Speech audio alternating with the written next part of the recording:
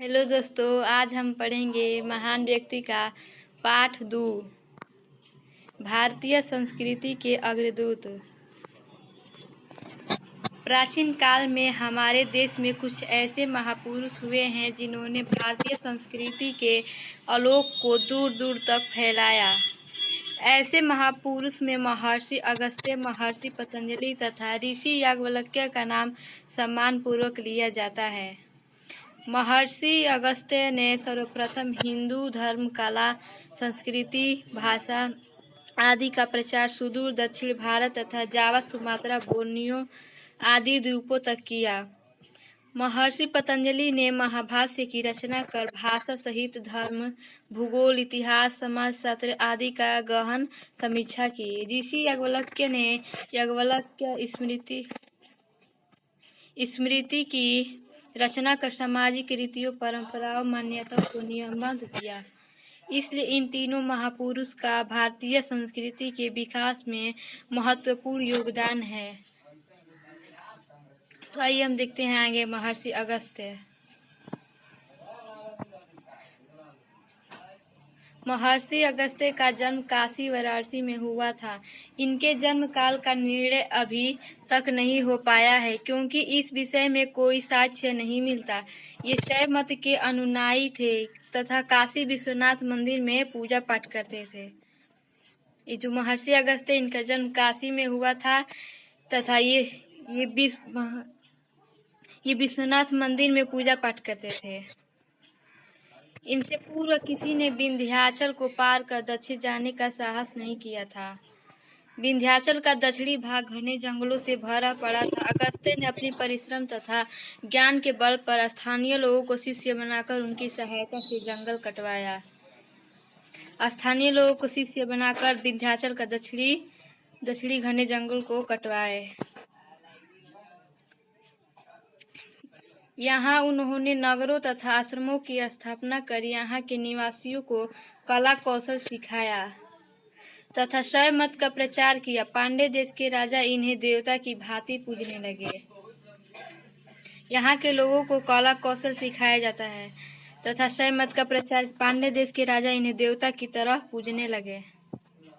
यहाँ अगस्त्य ने आयुर्वेद का प्रचार किया, भाषाओं का संस्कार किया तथा मूर्तिकला का ज्ञान दिया। यहाँ धर्म, कला, संस्कृति, भाषा आदि का सशक्त प्रचार एवं स्थापना करने के बाद महर्षि अगस्त्य भारत से बाहर निकले। भारत से बाहर महर्षि अगस्त्य समुद्री यात्राएं करते हुए अनेक द्वीपों एवं देशों में पहुंचे। इन देशों में इन्होंने हिंदू धर्म एवं संस्कृति का प्रचार किया। इन्होंने समुद्री यात्राओं में महारत। चलिए आगे देखते हैं। हासिल कर ली थी, इसलिए लोग कहते हैं कि महर्षि अगस्त्य समुद्र पी गए थे। कंबोडिया के शिलालेख के अनुसार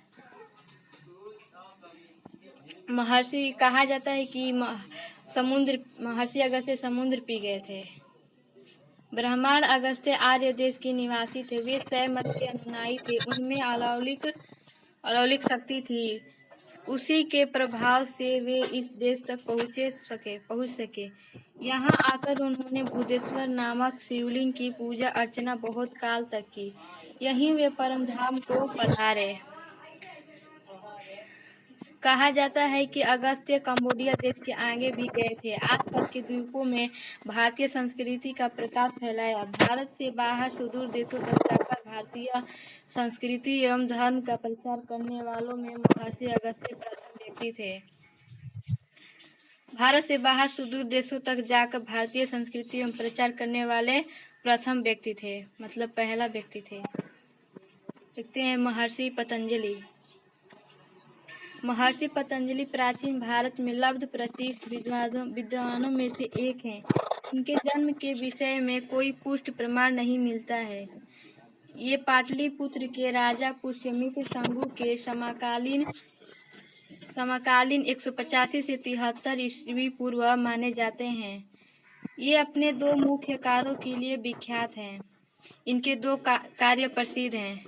प्रथम तो व्याकरण की पुस्तक महाभाष्य की महाभाष्य के लिए तथा दूसरे पाणिनि अष्टाध्यायी का टीका लिखने के लिए इन्होंने योगशास्त्र की रचना की। महर्षि पतंजलि ने महाभाष्य की रचना काशी में की। काशी में नागकुआ नामक स्थान पर इस ग्रंथ की रचना हुई थी। नाग पंचमी के दिन इस कुएं के पास अभी अनेक विद्वान एवं विद्यार्थी एकत्र होकर संस्कृत व्याकरण के संबंध में शास्त्रार्थ करते हैं। महाभाष्य व्याकरण का ग्रंथ है, किंतु इसमें साहित्य, धर्म, भूगोल, समाज, रहन सहन आदि से संबंधित तथ्य मिलते हैं। महर्षि पतंजलि की मृत्यु 200-300 साल बाद उनकी पुस्तक लुप्त हो गई, क्योंकि उस युग में छापने की मशीन नहीं थी। हाथ से लिखी पुस्तिका एक एकाध प्रतियां होती थी।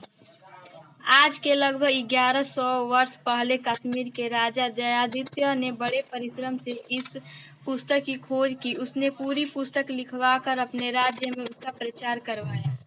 तब से आज तक इसकी पढ़ाई होती चली आ रही है। आज जो महाभाष्य का ज्ञान नहीं रखता उसे संस्कृत भाषा का मर्मज्ञ नहीं मान जाता। पतंजलि ने संस्कृत भाषा को वैज्ञानिक स्वरूप प्रदान किया। इतने प्राचीन काल में विश्व के किसी भी देश में व्याकरण का ऐसा विद्वान नहीं हुआ। महर्षि पतंजलि उन महान पुरुषों में से है जो एक देश में जन्म लेकर पूरे देश में हो जाते हैं। ऋषि याज्ञवल्क्य के जन्म स्थान एवं समय के विषय में कोई प्रमाण नहीं मिलता। याज्ञवल्क्य नाम के 2 विद्वान हुए हैं। एक महाराजा जनक समय में थे तथा दूसरे युधिष्ठिर के शासन काल में। ये दूसरे याज्ञवल्क्य हैं। इन्होंने धर्मशास्त्र की रचना की, जिसे याज्ञवल्क्य स्मृति कहते हैं। स्मृति उस ग्रंथ को कहा जाता है जिसमें आचार व्यवहार, नियम कानून आदि की व्यवस्था दी जाती है। आजकल जिसे कानून कहते हैं उसे प्राचीन काल में धर्मशास्त्र कहा जाता है। इस ग्रंथ को याज्ञवल्क्य संहिता के नाम से भी जाना जाता है। याज्ञवल्क्य स्मृति में 1012 श्लोक जो 3 अध्यायों में विभक्त है। इसमें मनुष्य के जीवन से संबंधित प्रत्येक विषय में नियम बनाए गए हैं। इस पुस्तक का अनुवाद कई भाषाओं में हो चुका है। इस पर अनेक टीकाएं बनी हैं, जिनमें मिथाक्षरा तथा दयाभाग विशेष प्रसिद्ध है। हिंदू कानून के लिए यह पुस्तक आज भी प्रामाणिक मानी जाती है। पूरे भारत में मिथाक्षरा के अनुसार विचार किया जाता है, जबकि बंगाल में दयाभाग के अनुसार। ऋषि याज्ञवल्क्य ने शास्त्र में भी अनेक विद्वानों को हराया था। इन्होंने हमारे समाज की आवश्यकताओं को ध्यान में रखकर इस ग्रंथ की रचना की थी, जो आज भी मान्य है। याज्ञवल्क्य ने भारतीय संस्कृति को अमर बनाने की सफल चेष्टा की। संन्यास लेते समय उन्होंने अपनी पत्नी मैत्रेयी को जो उपदेश दिया वह संपूर्ण उपनिषदों का निचोड़ है। आइए देखते हैं कुछ शब्द के अर्थ। पारिभाषिक शब्दावली। शैव मत किसे कहते हैं? शिव की उपासना करने वालों का मत। वैष्णव मत। विष्णु की उपासना करने वालों का मत। आइए अब हम लोग पढ़ते हैं अभ्यास प्रश्न। तो हम लोग का ये रहा अभ्यास प्रश्न। निम्नलिखित के प्रश्नों के उत्तर दीजिए। तो हम लोग का पहला प्रश्न है,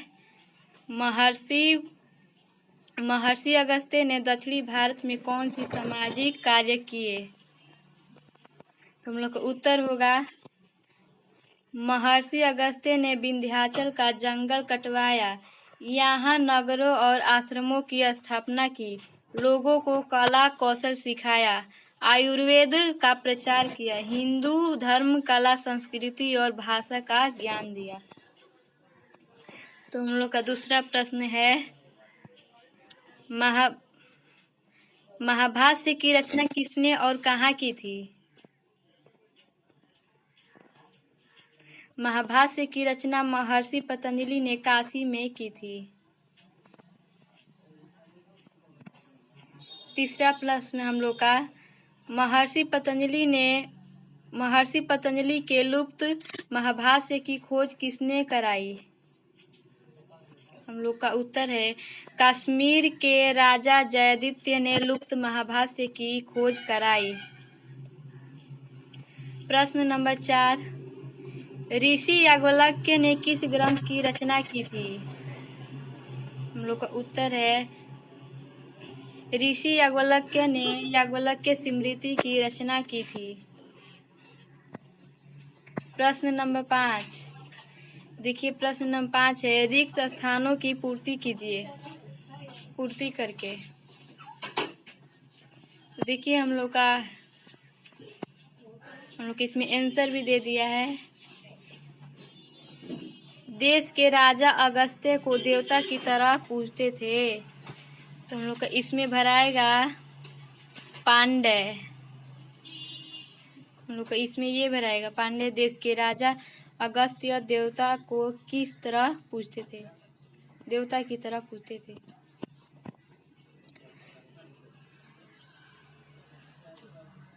काम्बोडिया ने अगस्त्य ने भूदेश्वर नामक शिवलिंग की बहुत काल तक पूजा की थी।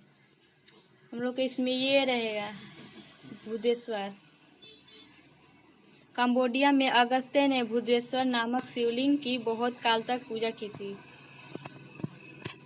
महर्षि पतंजलि पाटलिपुत्र के राजा पुष्यमित्र शंगु के समकालीन थे, तो हम लोग का इसमें भराएगा पुष्यमित्र।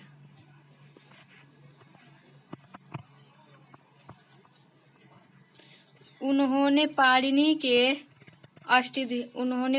के अष्टाध्यायी का टीका भी लिखी थी।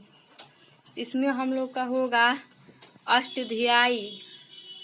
उन्होंने पाणिनि के अष्टाध्यायी की टीका भी लिखी। तो आप हमारे कविंदर भैया के चैनल पर जुड़े रहिए और वीडियो को ज़्यादा से ज़्यादा शेयर कीजिए और सब्सक्राइब कीजिए।